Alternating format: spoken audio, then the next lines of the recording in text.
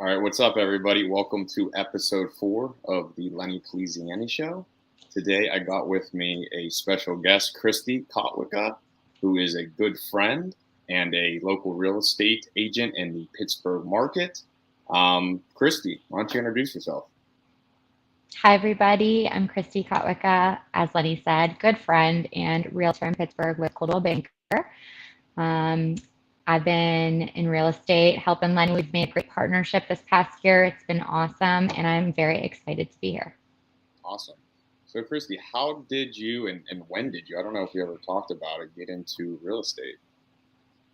Yeah, so my journey started later than it probably should have. I think most people think that. But my journey started as an investor a couple years back. As a realtor, just this past year, actually, I started with Coldwell Banker last February. My brothers-in-law both do real estate and have been very successful realtors in Ocean City, Maryland, and Fort Lauderdale, Miami area. They've been on my case for a couple of years trying to recruit me to the family business, and they were successful a year ago.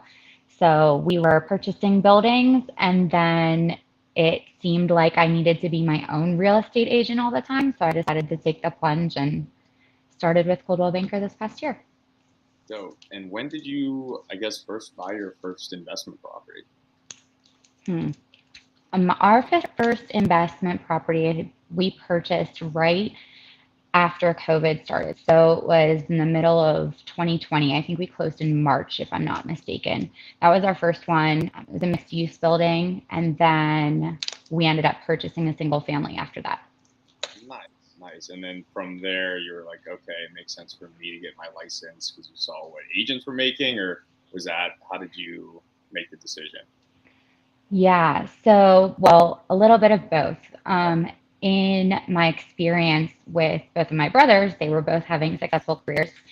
COVID at the time, obviously, like many people, changed my life personally. We had a small family business that was rocked by COVID for sure. We weren't sure how that was going to shake out or what we were going to do.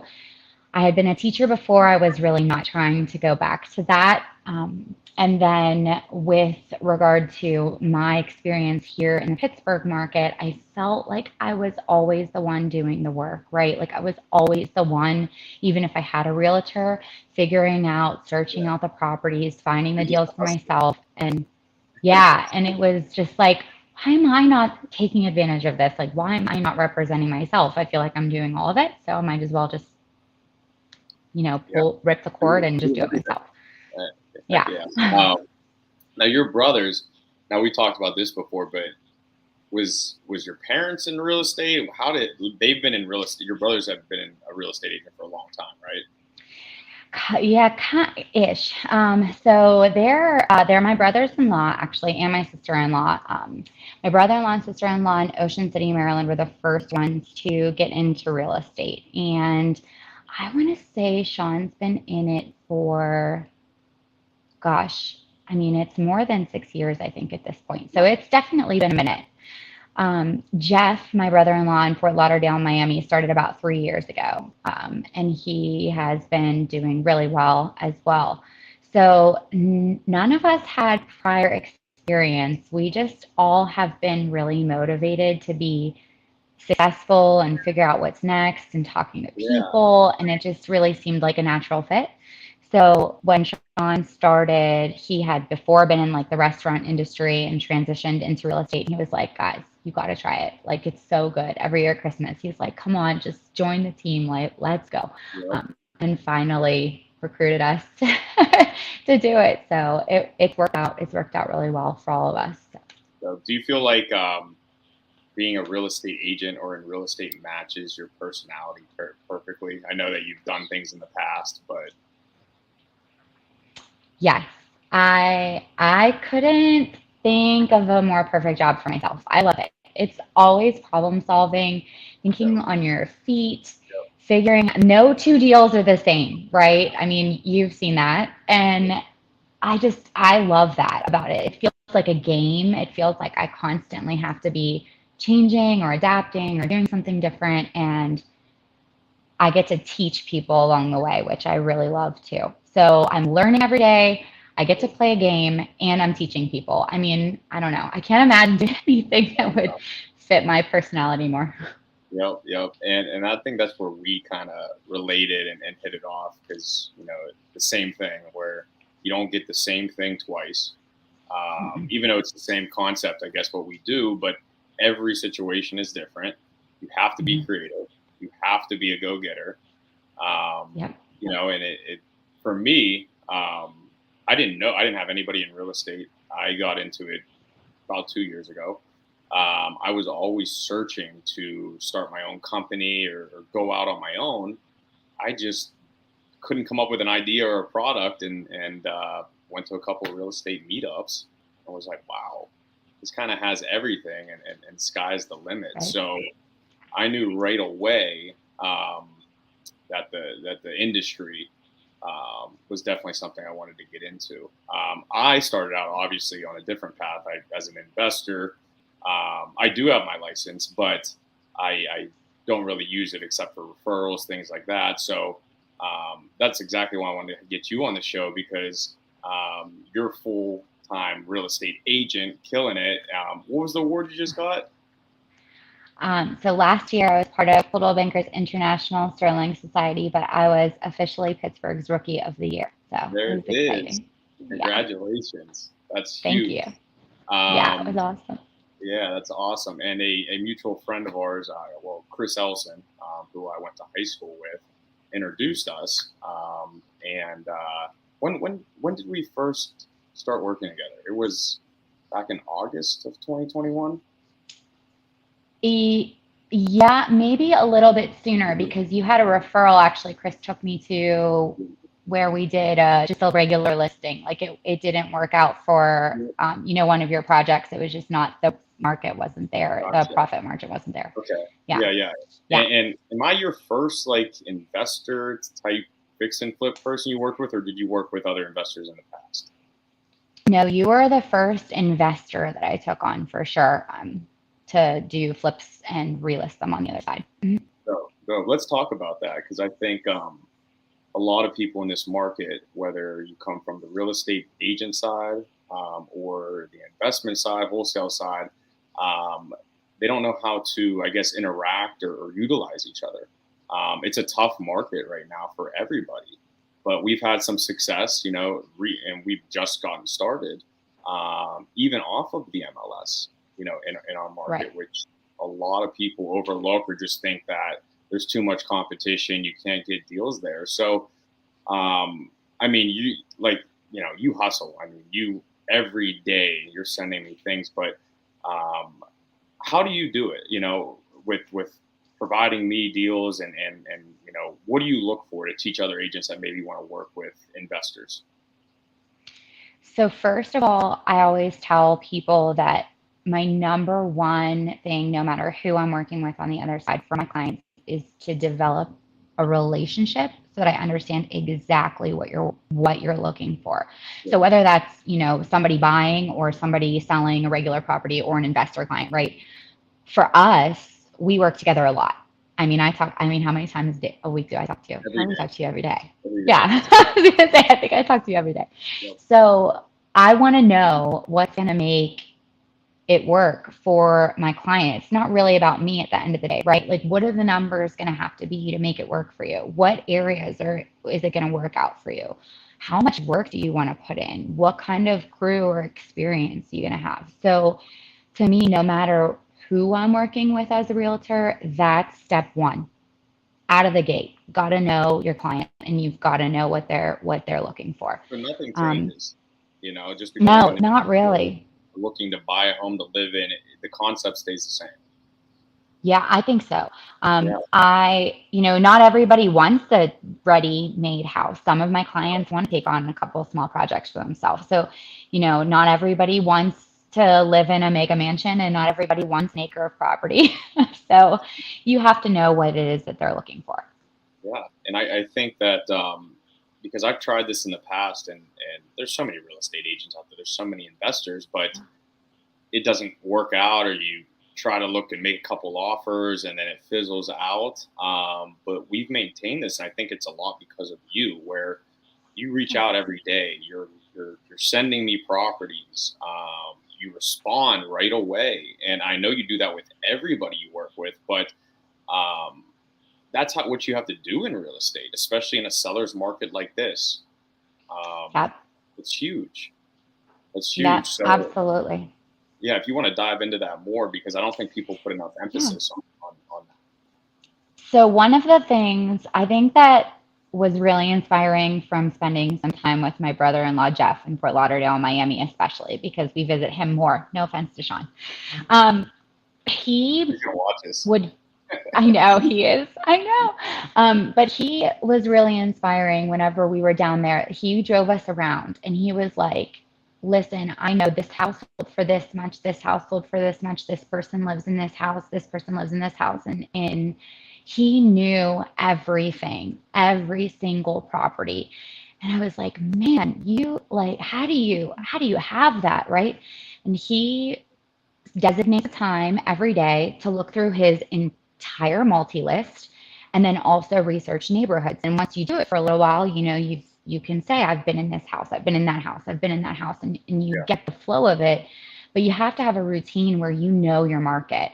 And so even if I don't have somebody buying in Penn Hills at the time, or even if I don't have somebody buying in the South Side at the time, I still want to know every listing on the market, what it looks like, who it might be a good fit for, and just keep it in the back of my mind. So I look, this sounds ridiculous. There might be 196 properties listed in the last 24 hours. I will spend an hour and I will go through the pictures every single day on every single new listing. And if it works for somebody, then I'm going to message it to them. It's a numbers game, and I can vouch for Jeff because he sends me properties. That's I'm moving to Florida, and maybe one of the markets I'm looking to get into. But you guys work the same, so right. But the proof is in the pudding. I mean, look at the success you've had already in real estate, and I think that comes from consistency, taking consistent action. Yep.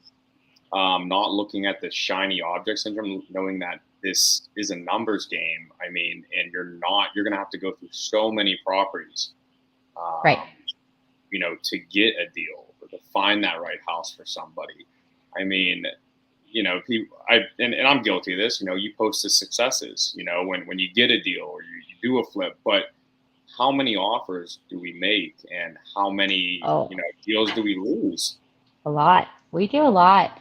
Yeah. But I don't know. I'm a firm believer in you got to shoot your best shot. So I feel like people didn't do that for me as agents in the past that I've worked with. And that was always really frustrating to me as an investor. And that's why I felt the need to get into it on my own.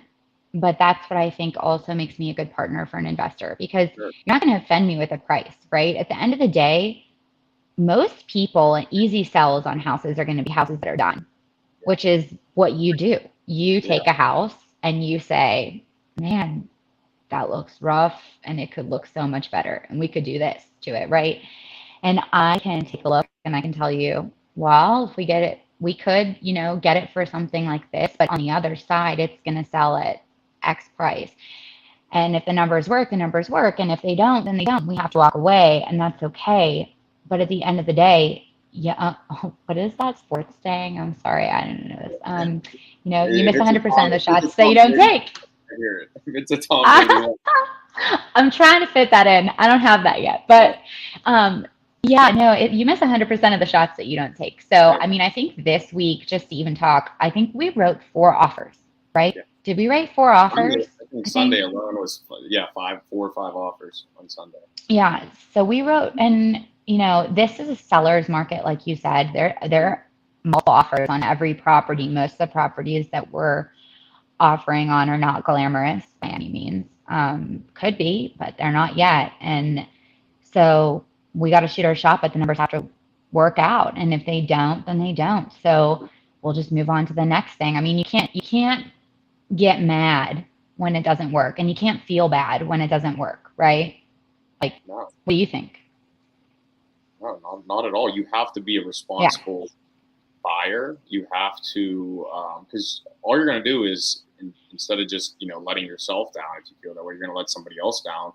and sometimes put somebody in a bad position because you can't come through. Yeah. Just Right. because you want to look good, and people fall into that. They want to make an offer, they get uncomfortable or put themselves in a bad deal, and it puts themselves in a worse position. Right. That, I think, is another really key factor. I'll touch on that real quick. That you and I can trust each other completely also, right? So I trust when you're telling me these numbers that you're going to make it happen. And I know exactly where you're at, where your mindset's at from talking to you. So I can really represent you. And that's what I like to do with all of my clients, but especially an investor client, because if you're going in to a multiple offer situation and you're just going to have to back out at the end of the day, and they're, as a realtor, my reputation's on the line, right? Like I'm going to run into these other agents on other deals that aren't just investor properties. I'm going to see them again. Yeah. So you want to make sure that you're being, and I only work this way, honest and ethical and upfront, and really not just willy-nilly writing offers, leading you with bad information. I'm going to give you the numbers at the end of the day, and I can completely trust that you're going to follow through with the deal and we're going to make it work. Exactly. It's being ethical and responsible, and price isn't the most important thing. That's what people don't think understand. I think it also helps that you have a little bit of investment experience, and with your own properties, you see the struggles or the hiccups and things that come up from owning your own property. Okay. Right. But I think people get stuck on price, and they don't think that there's other value that you can provide. So I want to touch on that a little more, because we just got a deal in Murraysville that we're in the current process of renovating. We weren't the highest offer. This property needed a lot of work. It needed money put into it by us before we actually bought it. The sellers, they were trying to get a certain price, but we had to come in, below what they wanted. But, and I guess you can go into it. How did we get that done? How did we make that work? Well, and at the end of the day, I'm not going to say you were their knight in shining armor, but geez, oh man, sometimes sellers are not ready for what would hit them in a regular deal, right? Like at the end of the day, I think they really came out ahead compared to having another buyer come in, right, and finishing that deal. So communication is key. Right off the bat, number one. When we spoke with the other agent, when I spoke with the other agent on behalf of us, explaining to her the terms of our offer, because not everyone deals with investors and they don't understand due diligence periods, paying for title fees or occupancy requirements, and those, vary, of course, municipality to municipality and state to state. But a big one that we have here in Pittsburgh is sewage and dust test, right? And for sellers, that's yeah, that stuff. Right. Expensive. And so it's expensive, right? Do you tell people how much you spent on that one? That was a big one. $10,000. Yeah. Replace the yeah. sewer line the whole way to the street, digging up concrete. And this is before we actually bought. We closed. We didn't even own it. It wasn't even yours. No. And that municipality wouldn't let us close on the property until that was done. So you had no choice, or the seller would have had no choice in getting out of the property without you and the way that you operate, right? So for us, we had to communicate, make sure that they understood the value of that. Yeah. From my perspective as a realtor representing you, and making sure that they understood the value of that, and the value of the ease of transaction is what I would say. So that's at the end of the day valuable without a dollar symbol attached to it, but it has a lot of value for people. Yeah. And that's where we work together, because we're both transparent, and I don't think we're afraid to tell it how it is. Right. But our value shows through. And in this case, it was definitely not the price. We made an offer below their asking. And obviously, we're educated on the market and know our numbers. But I think we educated them, because in the beginning, I could be mistaken, but they were kind of maybe confused or a little turned off by our offer, or how we wanted to operate or do the deal, because they had higher offers. And I guess they didn't see our value at first. But And you talked directly to the agent. I didn't, and the buyer, and the seller. But I think by the end, they respected us, and the relationship kind of changed Yeah, for sure. We definitely felt that. So at the beginning, there was a lot, we were met with a good bit of resistance. And, a lot. sometimes it's not always the agent, right? Sometimes it's the way that the agent and, agents out there, you can take this away to communicating to your sellers and trying to get them to understand where the buyer is coming from is really important. So the way that you phrase things to them, the way that you explain concepts to them, no one's trying to be maybe this is me giving people the benefit of the doubt, but I don't think at the end of the day, anybody's trying to, really take advantage. There's just two different sides to the same story in a real estate transaction. So were met with some pretty steep resistance. And then throughout, when we kept performing, we kept communicating, we kept doing our changes in terms, we kept providing evidence and documentation about what we were going to do. Eventually, not only did we gain the realtor's trust, but then she was able to communicate to her seller the value and to understand that we're not there to try to ruin someone's day. We just, at the end of the day, we got to get the deal done, and that's what we're there to do. And we want the least amount of drama as possible to get that, to Yeah, the closing table. well, one hundred That one had a percent. little bit. No, it's fine. 100%. But I think a lot of people, when they hear investor or get a lower offer, they think that somebody's trying to pull one or get a great deal. Yeah. Um, that's not the case, and you do an awesome job communicating with the other agents. Um, and we talk, and obviously we're on the same page, but we make sure that if we go in and we are going to offer something that is lower, that we provide convenience. That's what we do. Yeah. We take care of all their costs, all the stuff that the seller is usually responsible for. I'll take care of. We'll close as Yep. quickly as they want. We'll work on their timeline. Um, all of that has so much to do with getting a deal done that I think scares a lot of people away from even making offers. Yeah, I think so too. And that's why it's really valuable as a realtor to make sure that you're very knowledgeable about all of the pieces of that agreement of sale and all of the opportunity that somebody is providing to you. Because like you said, it's not really just about price at the end of the day. There's a lot of different pieces that can hang up a deal, right? Appraisal contingencies from other people, making sure that you're prepared. And that's something, as an investor, we talk about that too on the other side, because in your investment property, you need to make sure that you don't overbuild, right? You're going to appraise on the other side whenever you go to resell that It's a property. risky biz, yeah. We got a lot. I got a lot to deal with. Like that first Yep. closing is just the first part. Yep, So exactly. And yeah, I guess that is something that's unique as a realtor for an investor is that you're really concerned with both sides of that transaction, right? Like you and I are not just talking about purchase price on this side. You have to keep in mind the second transaction. And when you build a relationship with a realtor and an investor, you get to bridge that gap. And you have that constant communication, that timeline, that the full picture instead of trying to jump around, using realtor on this side to do this or piecing it together and then trying to sell it yourself on the other side, just yeah, having having that communication and that full picture. Everybody's invested in the outcome. I think it makes the partnership stronger. yeah.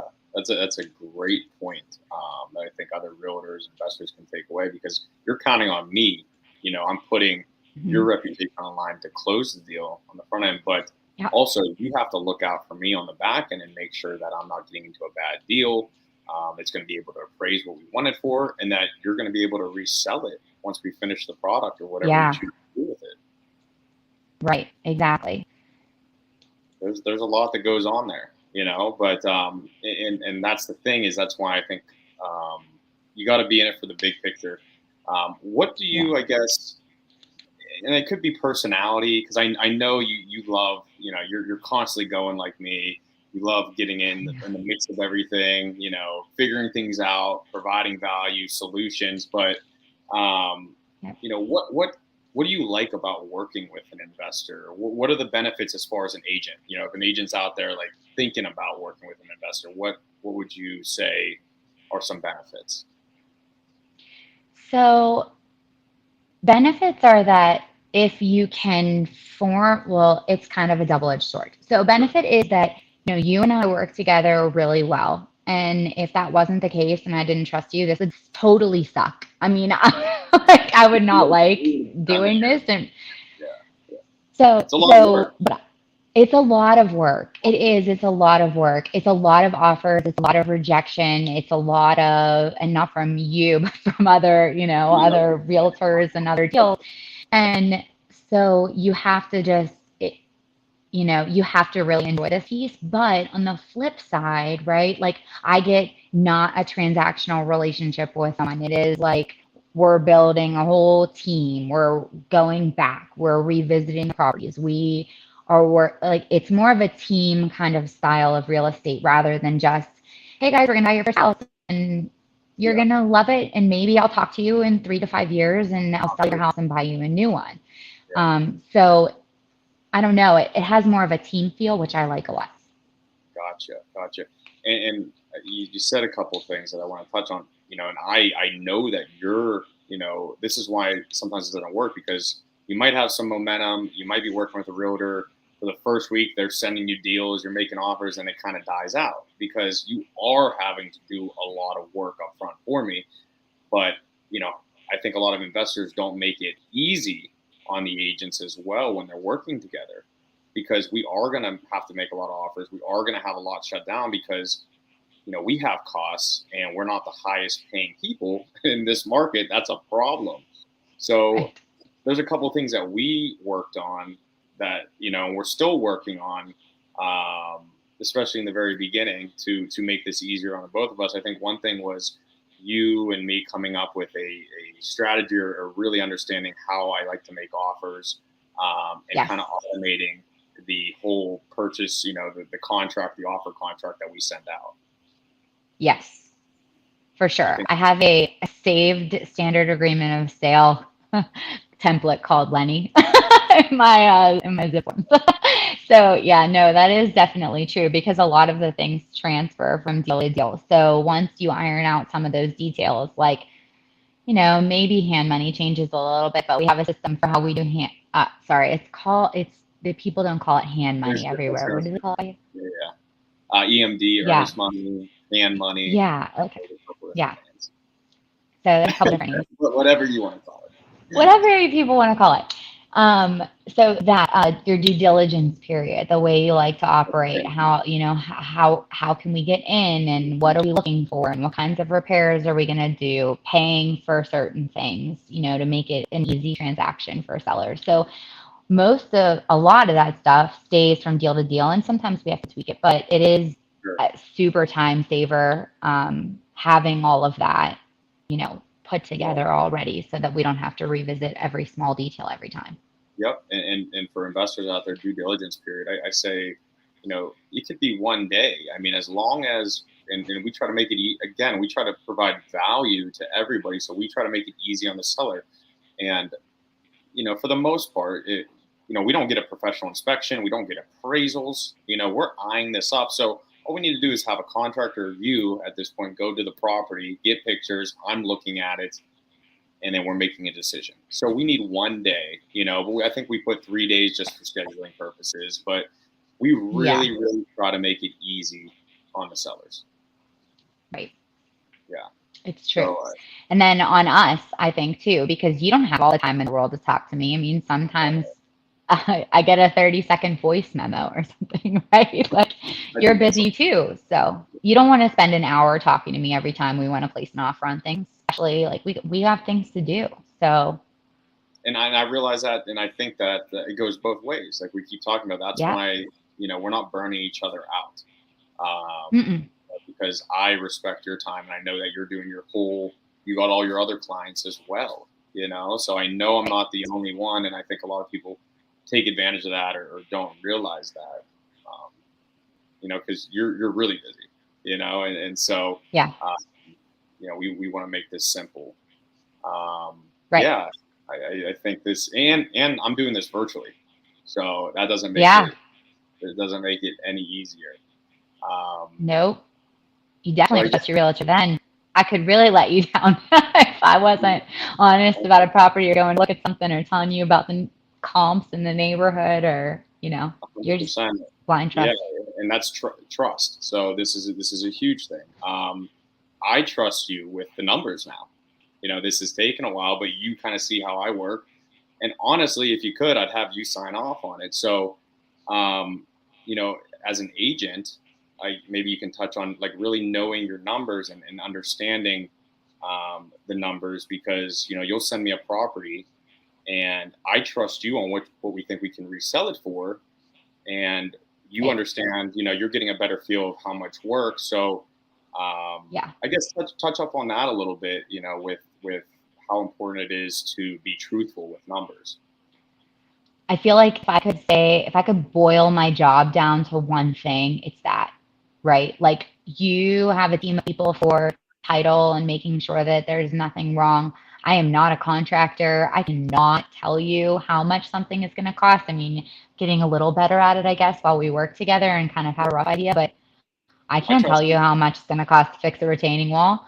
Yeah. But what I can do, and what I think my job is to do as a realtor for any client of mine, is to be right about the numbers. I can tell you how much I think it's going to sell for now and how much I think it's going to sell for in the future. And of course, there's wild cards. Nobody has a crystal ball. That's what I always tell people. But, at the end of the Investment. day, yeah, exactly, right? It is an investment. And there is some risk that everybody is going to have to be willing to take. But at the end of the day, you got to be right about your numbers if you're a realtor. If you can't do that, then you're out, right? Like my job is not to unlock doors for you. I mean, gosh, that like if that was the case, we still wouldn't work together because you do so many off market deals. Like I don't have to let you into any properties, right? So I got to be right about the numbers. Got to be Yeah. right about the numbers and knowing the neighborhoods, knowing what houses sell for, knowing that um, not overbuilding. So we've talked about that in a couple of the areas where you've done flips, where I think that you have ceilings where Yeah. you're going to have a really tough time, even if you do a bang up nice job. It's going to be tough for you to get the money back out of it. So if you don't know that, then your relationship with your investor is going to go south quick I was for gonna say, sure. every time you send me a property, I'm like, I don't know the area. What's the numbers? That's literally how No, much yeah, stress I have in here. I'm like, okay. I'm like, yeah, let's make an offer here. But yep, I think a lot of, and I've worked with other agents in the past where I'm like, guys, like I don't even have access to the local MLS, and I go on Zillow and I can tell you it's not worth that.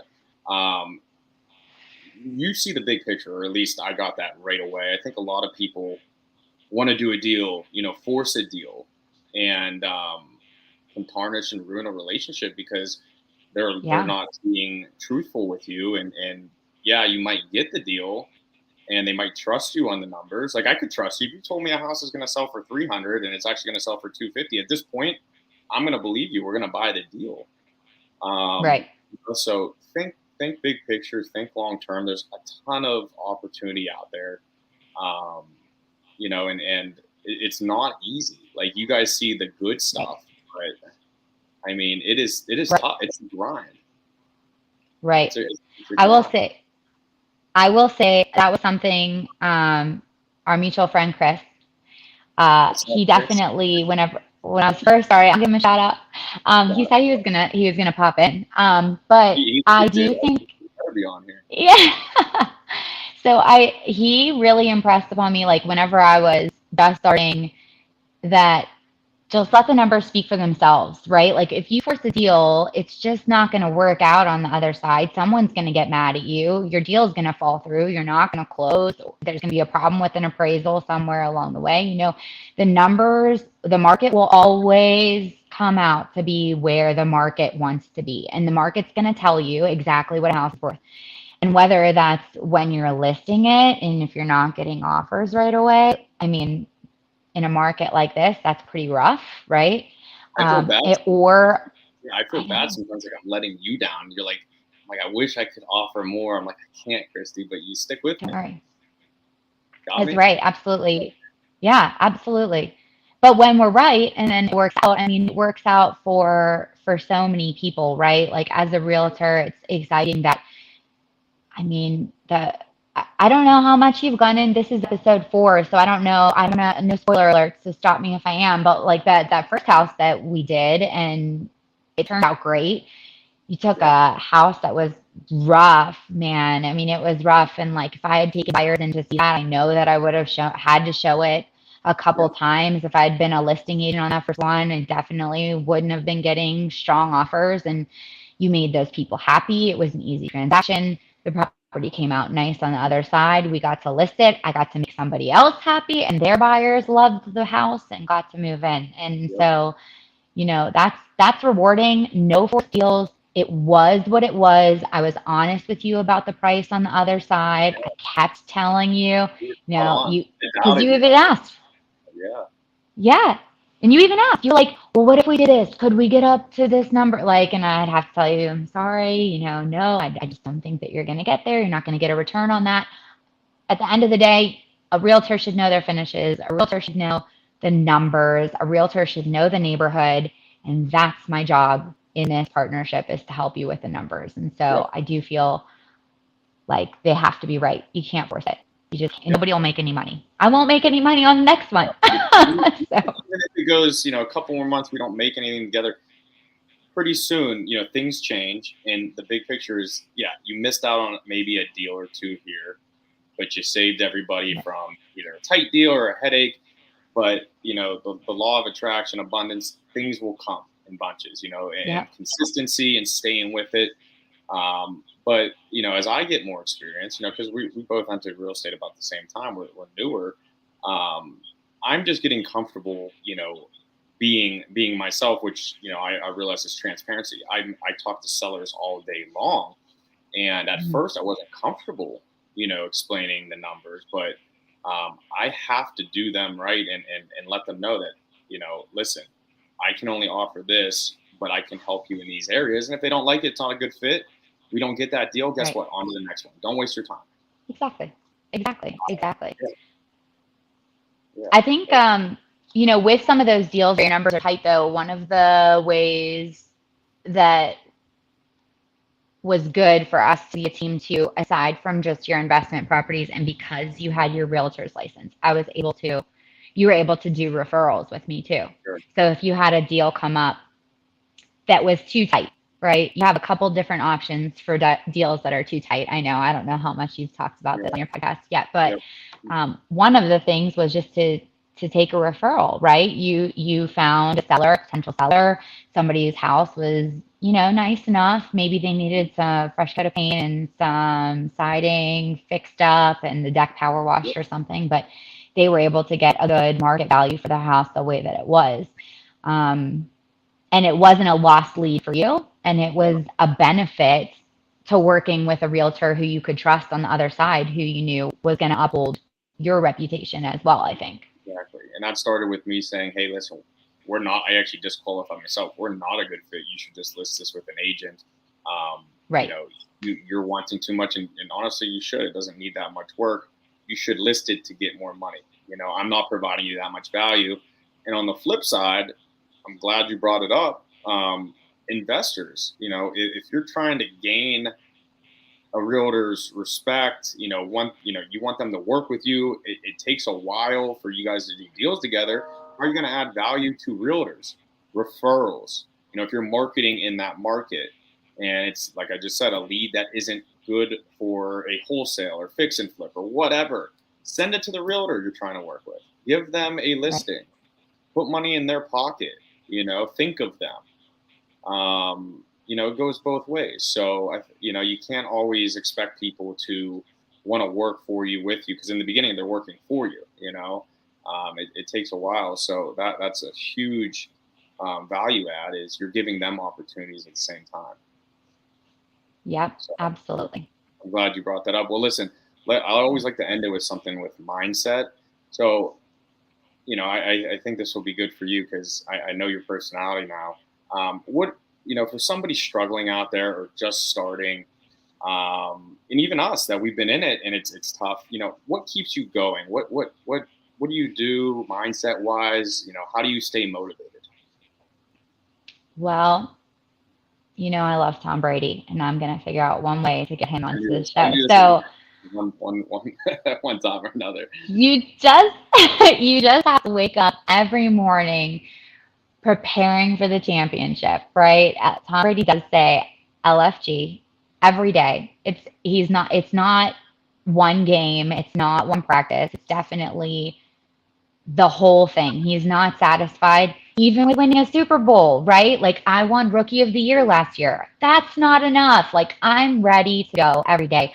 I love winning. I love working towards my goals. I love finding the way no matter when deals close. It just, you have to keep going, right? It's just, I don't know. It's You are competitive. what, Yeah, I'm just competitive. Yes. yeah. You want to Right. win. I want to win. I do. I want to win, and I want to be able to, I want my clients to be like, I have the best realtor, right? At the end of the day, that's really the most meaningful thing, is that they're going to tell their friends and family, like, I have the best realtor. I know that she did a great job for me, and I will wake up every day doing that so that I can win for them. That's what it has to be. Love it. So yeah, I love it. you just got to keep going. Listen, Yeah. What about you? It's very similar. Listen, I'm competitive. I actually, just like you, I have a name, reputation, and I don't like, it's not disappointing people, but if I say something, I want to come through. If I make a promise, one, yes, I'm in there originally for, something that I wanted to do, but at the same time, I understand that the actions I take bring other people along. So, it's a team effort. That's why I love real estate. It ends up being collaboration over competition. I think a lot of people have that mix up, especially coming from other industries or corporate background that I was in. It's how can we trick somebody else? How can we get one up on our competition? I'm telling you guys, it sounds crazy, but it's collaboration over competition. You wonder why I give out so much game information, why we share this, our tips and tricks, because it comes back. Because people either reach out to you for help, insight, you end up working together. There's so much opportunity and money out there that if you think like scarcity, you're going to level off, But if you have this abundance where you're constantly giving, taking action, it comes back in tenfold. That's how I've shifted my mindset, and it's worked wonders. So I like it. You like it? Perfect. I like our team. No, I do. I like it. I like our team mindset. I love it. We're on the same page. Well, listen, Christy, I appreciate you spending about 45 minutes with me. Look out for her, guys. I mean, she's a rock star in the Pittsburgh market and just getting started. And Christy, how can people reach out to you via social media, whatever you want to give out, so you can connect with everybody and help them? Yeah, so I have my Facebook page, my Instagram, both at Christy Kotwica Realtor. You can follow me on there. You can reach out directly. My contact information is out there. If you have questions, I'm happy to help. If you're thinking about becoming a realtor, I'm happy to connect you and answer questions about that too. Coldwell Banker is a global company, but we're number one in the United States, and it's a great company, in my opinion, to work for. Or to work with, actually, as a realtor. So yeah, get in touch or reach out to Lenny. He'll get in touch with me. I talk to him every day. 1,000%. All right, Christy. Well, listen, I appreciate it, and we'll talk soon. Sounds good. Thanks for having me. Bye.